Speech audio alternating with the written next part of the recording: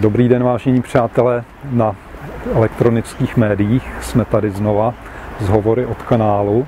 Bazének je samozřejmě připraven, ale musím konstatovat, že přes tenhle krásný den podzimní už hrozí riziko mrznutí a tak jsme ho nechali pro jistotu suchý, aby nám nepopraskal pro příští díly.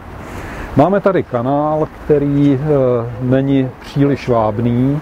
No, v kanále bývá plno ryb a letos se nám v tom našem rybníku politickém podařilo zase objevit nové ryby, které mají jednu vlastnost, která se vždycky objevuje po volbách daleko markantněji, a to je populismus. Prostě nalézáte řešení na problémy, které mají řešení velmi obtížné, tak vy nalézáte takové, které se dobře poslouchá a vypadá, že bude hnedka. Tak já myslím, že jsme dostali dobrou lekci od Věcí veřejných, kteří ukázali svého velkého vůdce, ukázali krásné ženy také okolo bazénku. A jak to dopadlo, není moc radostné.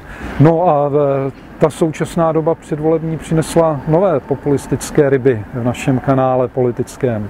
Máme tady hnutí Andreje Babiše, máme tu hnutí Jany Bobošíkové, to už je takový evergreen na naší scéně. No a třetí hnutí Úsvit jarní demokracie.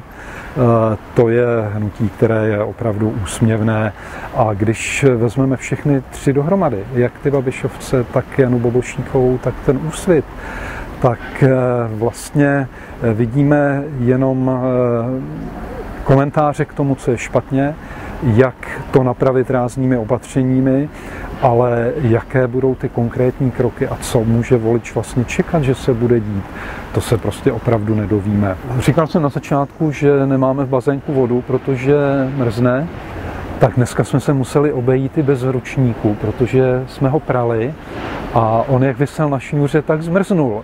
Takže místo, aby to byl prostředek záchrany, tak by se mohl stát i tvrdým bojovým nástrojem, a to jsme rozhodně nechtěli.